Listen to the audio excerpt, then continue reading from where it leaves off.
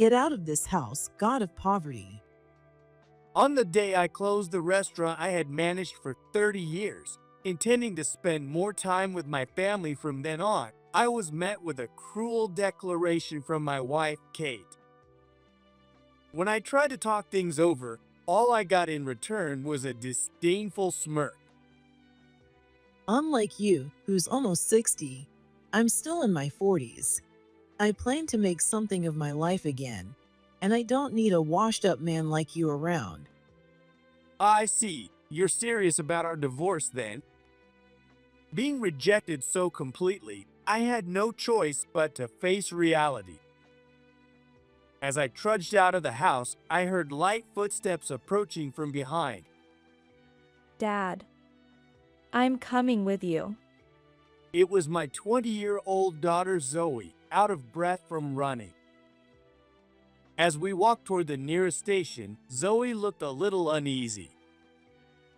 To reassure her, I decided to share something I hadn't yet mentioned. You know, actually, my annual income is... Zoe's eyes widened in surprise at my confession. And just a few days later, Kate, pale and panicked, reached out to me. My name is Thomas. I'm 59, with my 60th birthday just around the corner, and I'm still working as an active chef while running my restaurant in town.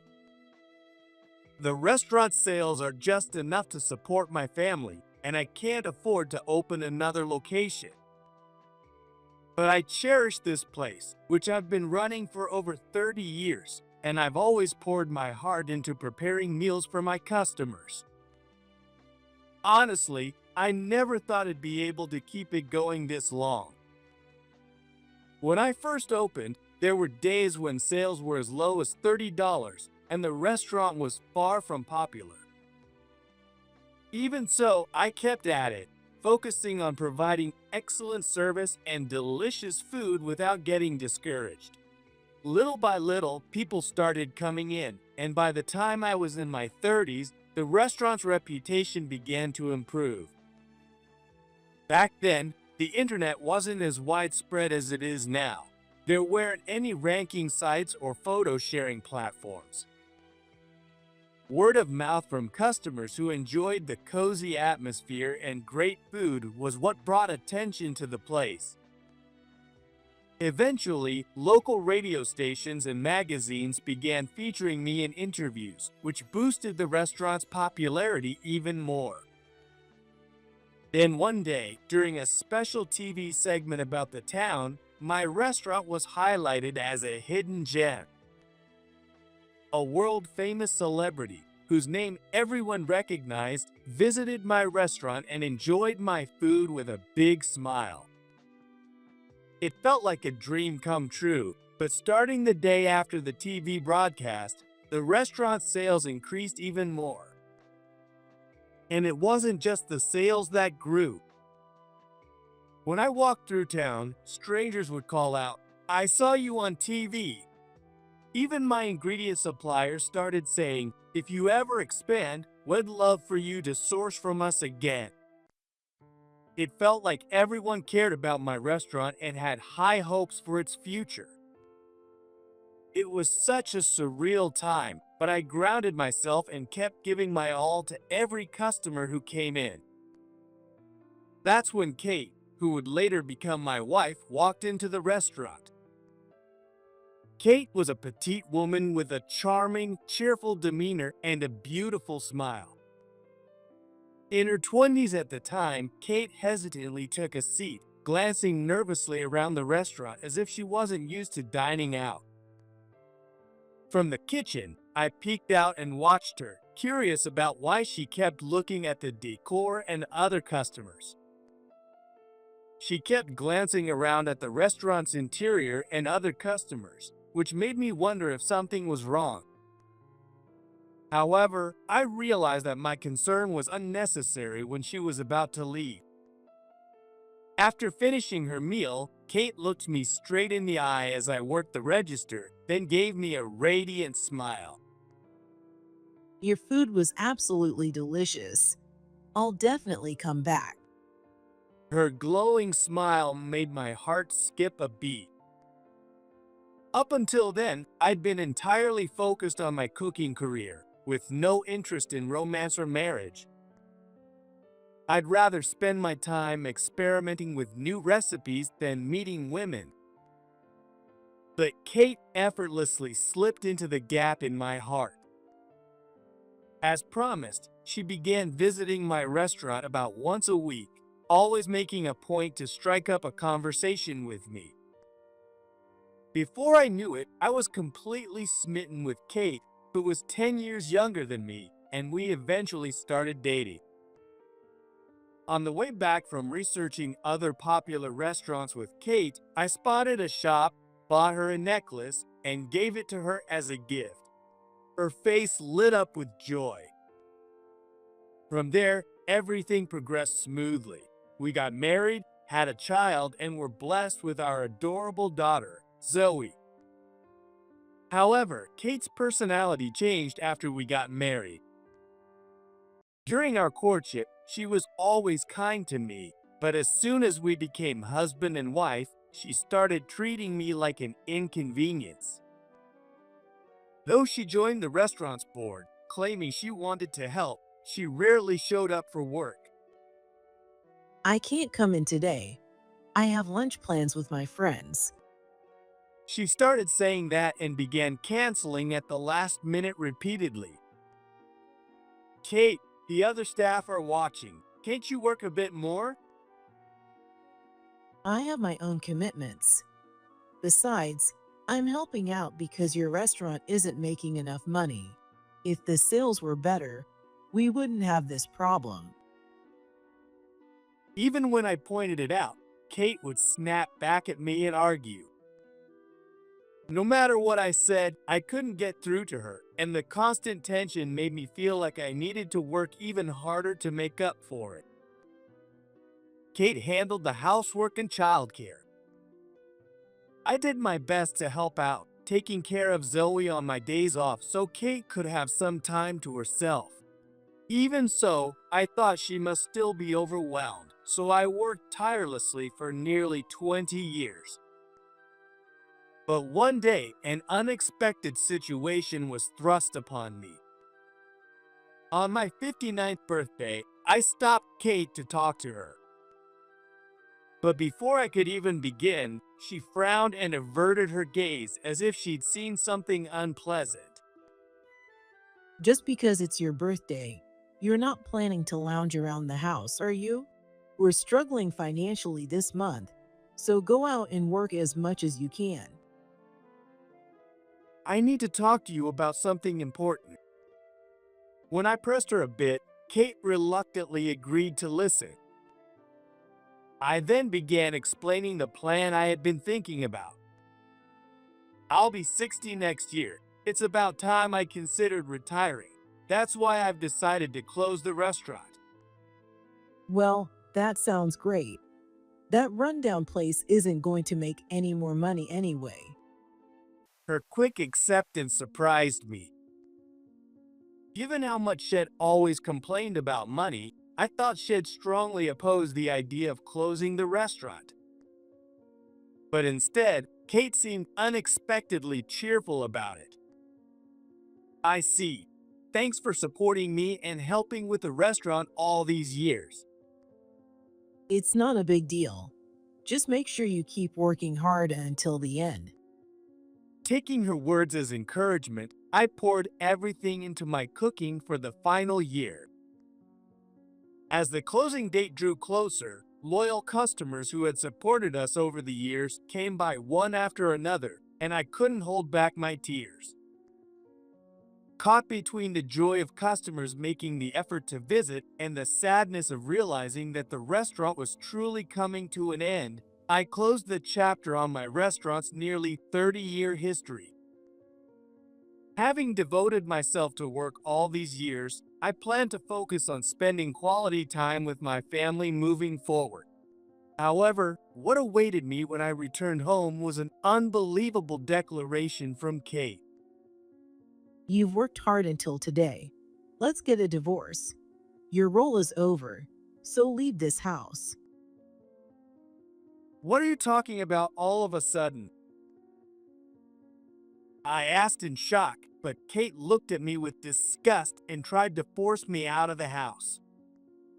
You're not earning money anymore, so it's only natural. I'll still be doing housework, but there's no reason or room for me to keep a jobless man like you here. That's not fair. You've seen how hard I've worked for 30 years, Kate. I was hoping to spend more time with the family now. I retorted, unable to accept her cruel treatment, but her cold attitude didn't change. It was as if she was saying I was no longer useful without money, as she tried to take the house keys from me. You're already 10 years older than me. I don't want to spend the rest of my life taking care of you. Why should I keep living with a broke man who doesn't bring in any income? How can you say something so cruel? Is getting older such a crime? I've worked tirelessly for you and Zoe, so how can you say that to me? I tried to reason with her, but no matter how much I pleaded, my words didn't reach her. Instead of reconsidering the divorce, Kate gave me a scornful look and a cold smile, as if mocking me. If you really care about me and Zoe, then you should agree to the divorce even more. Zoe is already 20. She'd hate having a shabby father like you around. Shabby? I looked down at my clothes. For about 20 years since marrying Kate, I poured all my earnings into the household whenever she said we didn't have enough money or demanded that I earn more.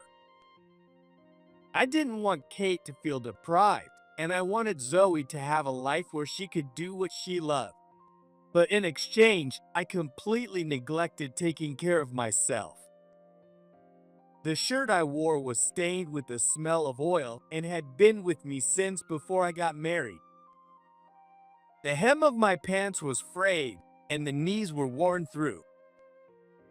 My shoes were scuffed, and I didn't own anything like a stylish watch. Looking at myself, I realized my appearance must seem shabby and embarrassing to others.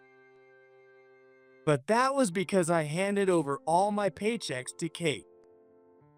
Kate herself would buy new clothes, saying she was meeting her friends, or get trendy shoes, claiming she had lunch plans with Zoe's friends' moms, and she was always well dressed. The skirt Kate was wearing now probably cost more than everything I was wearing combined. You can see it for yourself, can't you? You're the jobless old man wearing torn and dirty clothes. Now, get out of this house, god of poverty. Wait, listen to me. The money isn't a problem. Actually, I had plans for after closing the restaurant. Shocked, I tried again and again to convince Kate.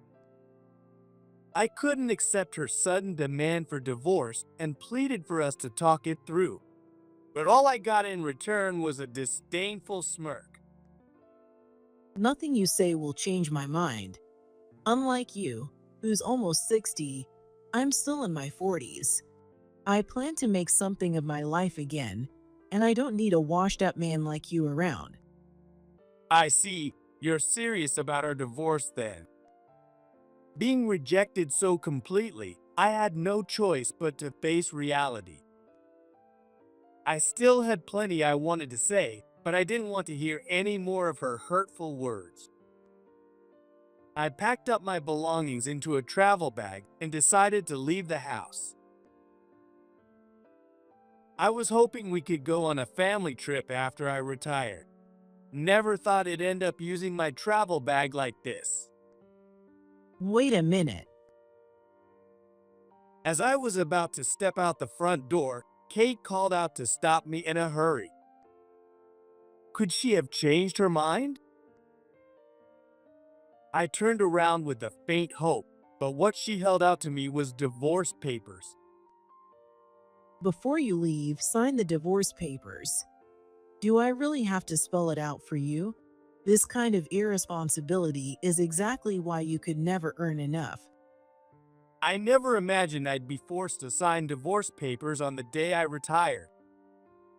Swallowing my bitterness, I signed my name. Though it was a home I had lived in for years, I couldn't bear to stay in such a painful, heartbreaking place any longer. Make sure to submit this soon. You can at least manage that, right? Oh, and I'll contact you later about the alimony. Kate barked out her orders and, still in high spirits, pushed me out the door before slamming it shut. In the blink of an eye, I was cast out. Letting out a deep sigh, I slowly began to walk. I was deeply hurt by the fact that Kate had even prepared the divorce papers. She must have been planning to kick me out on the very day of my retirement for quite some time. With every step I took away from the house, my sadness turned into anger. What does she think all my years of hard work for the family were for? Maybe it was my fault for always giving in whenever Kate asked for money, saying it was for Zoe's upbringing. I was utterly disgusted with myself for having spoiled them so much, but even Kate wasn't like that when we first got married. I looked at my hands, freshly retired chef.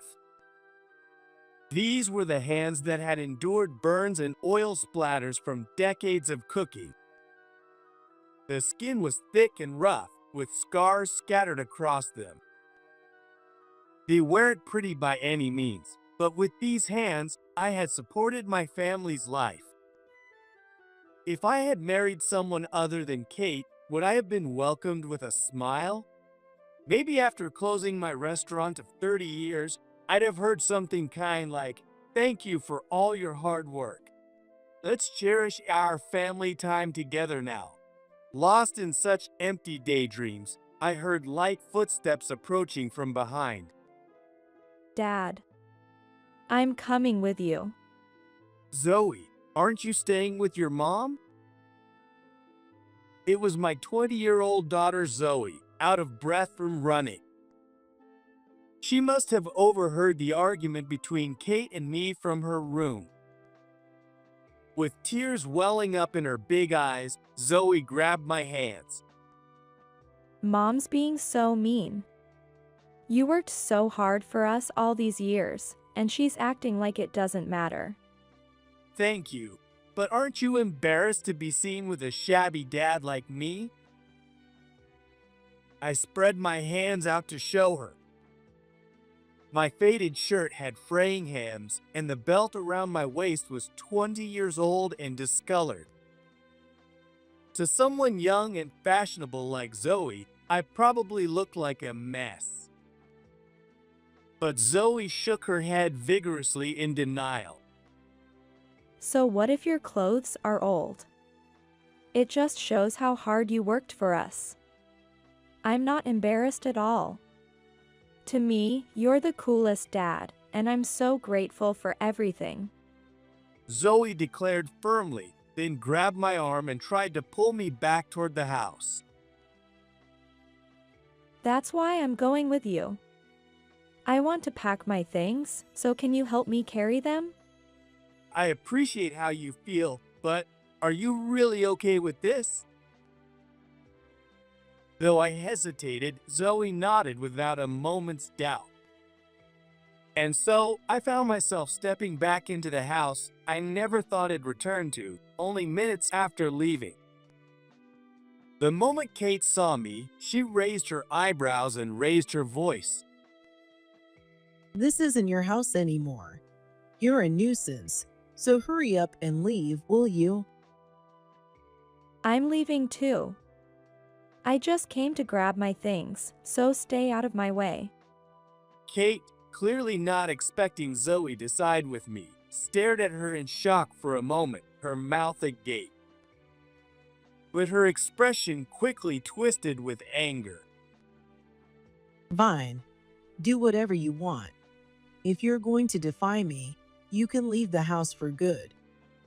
With that, Kate sat down in front of the TV and said nothing more. I helped Zoe pack her things, and together we left the house. This time, with no intention of ever coming back, I shut the front door behind us. As we walked toward the nearest station, Zoe looked a little uneasy. I assumed the sudden events had left her nervous, but it seemed she was worried about our future. Dad, what are we going to do starting tomorrow? It's okay, Kate said, get out, god of poverty, but there's actually someone like a god of fortune who's taken me in. I decided to reassure Zoe by telling her about the plans for my post-retirement life that I hadn't shared yet. I closed my restaurant partly because of my age, but there was a bigger reason.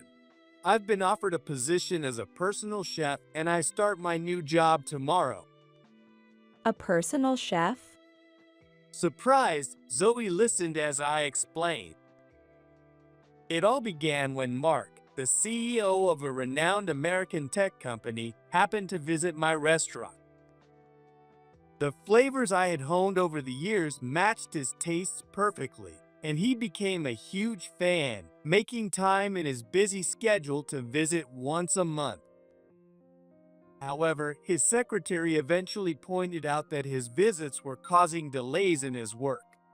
That's when Mark made me a proposal. Your cooking is not only healthy, but also looks and tastes incredible. Would you consider becoming my personal chef and cooking at my home? At first, I thought it was a joke, but his secretary joined in, urging me to accept. Given my age and the toll long hours had been taking on me, I decided to take Mark up on his offer. Mark promised me an annual salary of $500,000. Being able to cook what I love and earn such a great salary makes me a lucky man. I love your cooking, Dad, but this sounds too good to be true. You're so trusting. Are you sure you're not being scammed? Though Zoe was skeptical, I confidently led her to the area near Mark's home, where a newly built apartment had been prepared for me. When I unlocked the door, Zoe's eyes widened in amazement as she stepped inside. This place is so luxurious. Dad, you were telling the truth. The view from the window is stunning, and I've never been in such a fancy apartment before. From today, this is our new home. When I made the announcement, Zoe's eyes lit up with joy. She went around exploring the spacious kitchen and the sunny rooms one by one, exclaiming in excitement as she admired them. Originally, this apartment was meant for all of us to move into, including Kate. If Mom finds out the truth, she'll regret it so much. We exchanged a glance and couldn't help but laugh together. And so, I began a new chapter in life as Mark's personal chef, embarking on a fresh start. After that, life passed peacefully for a while. Now that I was cooking at home, Mark could focus more on his work. I wouldn't go so far as to say it's because of me, but I've heard that his company's performance has been steadily improving. One day, there was a request for a documentary to closely follow the daily life of Mark, the young IT CEO, and I ended up being interviewed for TV. It had been a long time since I was last interviewed, so I was pretty nervous, but it made me happy to hear Mark praising my cooking endlessly. The problem arose the day after the TV segment aired. I received repeated phone calls on my cell from Kate, my ex-wife. I saw you on TV. What's this about being a CEO's personal chef? You're supposed to be a broke, jobless man. Kate kept shouting her accusations one-sidedly. Even after I hung up, she kept calling back repeatedly, so I had no choice but to meet her in person. When I arrived at the cafe where we agreed to meet, Kate was already there, and the moment she saw me, she furrowed her brow in anger and started yelling. How dare you deceive me? If I'd known, I wouldn't have divorced you. So, how much are you making as the CO chef? You better share it with me. We're divorced. We're strangers now. Why would I share anything with you? What? When I calmly responded, Kate muttered softly, stunned into silence. During our marriage, I'd always been kind to her. I tolerated small selfish acts with a smile, and even when I disagreed, I would express it gently. For me to suddenly and firmly shut her down must have been a shock. Kate blinked in confusion, momentarily speechless. But thinking she could still manipulate me, she started talking again. For a broke man, you sure are acting arrogant. Don't forget, we were married, and we haven't even settled alimony yet. That makes it even less your concern.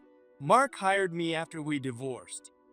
I have no obligation to take care of your life after our divorce.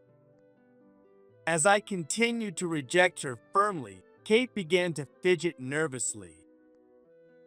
She probably thought that, as in our marriage, being assertive would make me give in. Instead, my unexpected resistance left her flustered. Changing tactics, she switched to a sweet, coaxing tone, trying to butter me up. What's gotten into you, Thomas? You've never spoken to me like this before. That's because we were married, but now I've decided there's no need to hold back. I made my stance clear, leaving no room for misunderstanding, but Kate continued to approach with a sly grin. The once cute smile from before our marriage was gone, replaced by the shameless expression of someone willing to do anything for money. Come on, don't be stingy. As a private chef for a famous CEO, you must be making a huge salary, right? It's true, my annual salary is $500,000. When I answered honestly, thinking there was no need to hide it, Kate went pale, her mouth opening and closing as she stammered. $500,000. If I'd known you were making that much, I never would have divorced you. Hey, Thomas, let's get married again. This time, I promise I'll be devoted to you. How could I believe that? You're the one who handed me divorce papers on the very day I retired. I wouldn't let her forget how I came home, excited to finally spend time with my family, only to be met with betrayal and despair. Seeing Kate now clinging to me without a shred of remorse, I finally made up my mind. Don't you feel ashamed of yourself? I know everything. What do you mean? I haven't done anything. When I gave Kate a sharp glare, she immediately started sweating nervously, looking flustered. It seemed she had a guilty conscience. Even though we're no longer connected, I once cared enough to marry you. I had hoped we could part ways peacefully without stirring up more trouble, but you've left me no choice. Though Kate had done many terrible things during our 20 years of marriage, I had developed some attachment to her. She had, after all, given birth to and raised Zoe, our beloved daughter, for which I was genuinely grateful. That's why I had hoped to part ways cleanly and avoid any further conflict. But since Kate was the one stirring up trouble, I had no choice. You were listed as a board member at my restaurant and occasionally worked there, right? Yes, so what? That tiny restaurant made me slave away. It was a real pain. Kate gritted her teeth and glared at me stubbornly, as if refusing to back down.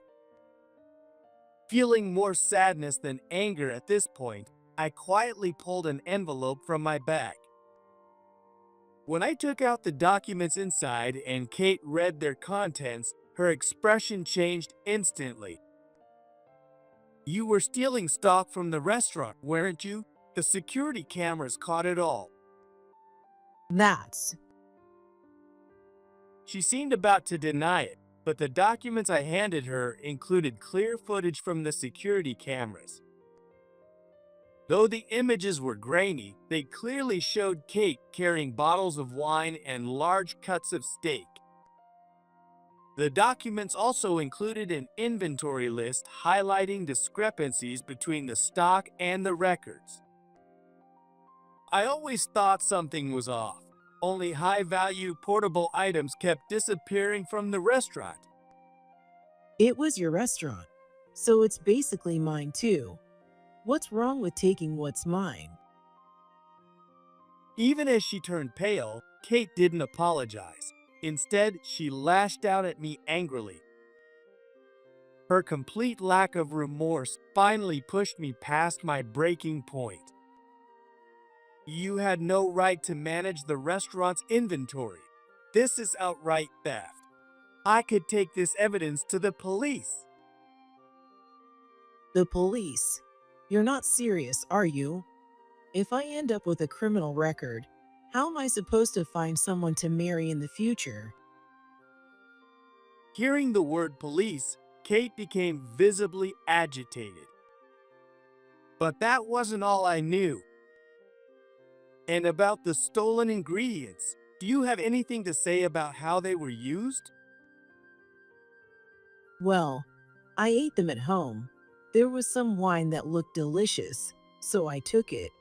I'm sorry, just please don't go to the police. Kate's eyes darted nervously as she began rubbing her hands together anxiously. She repeated hollow apologies, clearly trying to cover something up. To think she believed I'd fall for such an obvious excuse. It's almost insulting how little she thought of me. Letting out a deep sigh, I pulled out another envelope. "It's too much for one person to eat. You gave it to this guy, didn't you?" How do you know about Brian? Inside the envelope was a report from a private investigator detailing Kate's affair. The investigation revealed that Kate had been stealing expensive ingredients from my restaurant to lavish gifts on a younger man named Brian, her lover. I hired an investigator and had them gather evidence. It turns out you've been spending the family's money on him for years, even before we divorced. That's not true. I only started giving Brian gifts 2 years ago. Before that, I was just buying bags and jewelry for myself. In her desperation to downplay her infidelity, Kate inadvertently exposed her misuse of our shared finances. Realizing her mistake, she quickly covered her mouth, but it was too late. "Then I'll add embezzlement of marital assets to the list of charges. Deny it all you want, but I'll take it to court." I'm sorry. Please, I can't deal with a lawsuit or going to court. I'll apologize. Just don't go to the police. Practically in tears, Kate repeatedly apologized. In the end, I agreed not to press charges under one condition. I would reclaim all the assets I had left behind after the divorce. This included the house, and Kate was left with nothing but a single suitcase as she moved out.